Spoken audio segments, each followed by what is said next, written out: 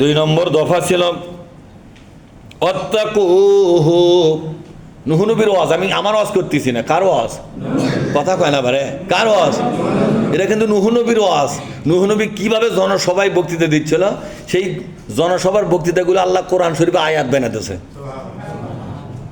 নূহ নবীর বক্তৃতা আজও বেঁচে আছে, কথা ঠিক না? কত নেতা চলে গেছে, তাদের বক্তৃতা কি কোরআনে আছে নাকি? না, কিন্তু আল্লাহ যাদের বক্তৃতা কোরআনে দেওয়ার দরকার তা দিয়ে দিছে। কেন দিছে? যুগে যুগে মানুষের নেতা হতে চাইবে যারা, এই বক্তৃতায় দেওয়া লাগবে, এই বক্তৃতায়।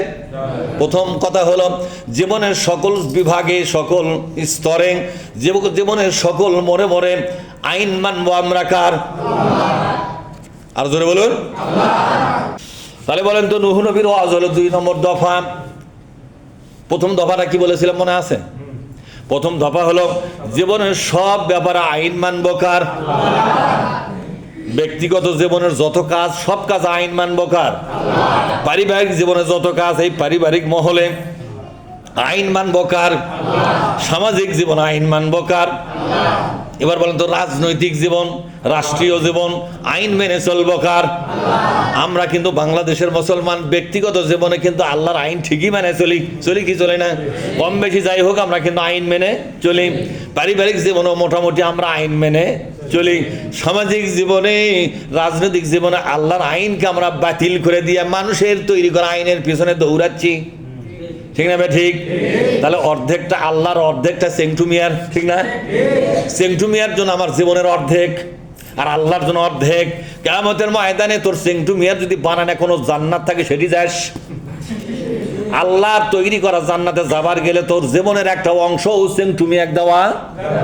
কিন্তু আপনাদের ইমাম 16 আনা সেন্টুমিয়ার পক্ষে না বিপক্ষে? আপনাদের ইমাম, আমার কথা বলছি, আমি কি 16 আনাই সেন্টুমিয়ার পক্ষের? 8 আনা, 4 আনা, 1 আনা, 1 পয়সা সেন্টুমিয়ার কোনো গোষ্ঠীর সাথে আমার কোনো সম্পর্ক নাই। আমি আল্লাহর দলের লোক। কার দল জোরে কন? যেই মসজিদের ইমাম আল্লাহর দলের নয়, সেই মসজিদের ইমামের পিছনে নামাজ হবে কিনা ফতোয়া দেব না, তবে সমস্যা আছে। কি আছে জোরে কন? সমস্যা আছে। ইমামই যদি সেন্টুমিয়ার দলের লোক হয়, এর পিছনে মানুষের নামাজ কাম করা হবে? হ্যাঁ, সেন্টুমিয়ার দল করা মানে হলো শিরক করা। কি করা? সেন্টুমিয়ার দল করা মানে কি? একজন ইমাম যদি শিরক করে, তার পাশে নামাজ হবে? কে হবে না? কে শিরক করছে? বিড়ি খাওয়া একটা অপচয়, এটা কিন্তু শিরক নয়। বিড়ি খাওয়া কি? এটা কিন্তু শিরক নয়। অপচয় হচ্ছে কবিরা গুনাহ। আল্লাহ ইচ্ছা করলে মাফ করবে, ইচ্ছা করলে পিঠা সমান করবে। কিন্তু শিরক কি আল্লাহ মাফ করবে নাকি? অনেক মসজিদের ইমাম আর মুয়াজ্জিন সেন্টুমিয়ার দল করে কি করে না? সেন্টুমিয়ার দলই যদি না করবে, তাহলে আওয়ামী লীগ ক্ষমতার থাকতে ওলামা লীগ তৈরি করলো কাক দিয়া? কথা কয় না রে? ওলামা লীগটা কাক দিয়ে তৈরি করছে? ভেনালা গরুক দিয়ে? কাক দিয়ে তৈরি করছে? মসজিদের ইমামদেরকে দিয়া, মাদ্রাসার হুজুরদেরকে দিয়া। কথা ঠিক না? তাহলে এই যে ওলামা লীগত গেল, এই ওলামা লীগের নেতার নাম হলো সেন্টুমিয়া। যেরকম কি আসল নামটা বললাম না, নামটা মুখস্থ করে মনে মনে। ওলামা লীগ যারা করেছে, যে মৌলবীরা, বলেন তো এরা শিরকের সঙ্গে ছিল কি ছিল না? যেই মৌলবী শিরকের সঙ্গে থাকে, এই মৌলবীর পাশে নামাজ পড়া মুসলমানদের কবুল হবে কি হবে না? এ নামাজের হারাড্ডি থাকবে? হ্যাঁ, এই জন্য ইমাম নিয়োগের আগে ইমামকে জিজ্ঞাসা করতে হবে আপনি কোন দল করেন। ইমাম যদি বলে আমি কোনো দল করি না, তাহলে বুঝতে হবে এই ইমাম আপাতত শয়তানের দলে ভর্তি আছে। কোন দলে? শয়তানের দলে।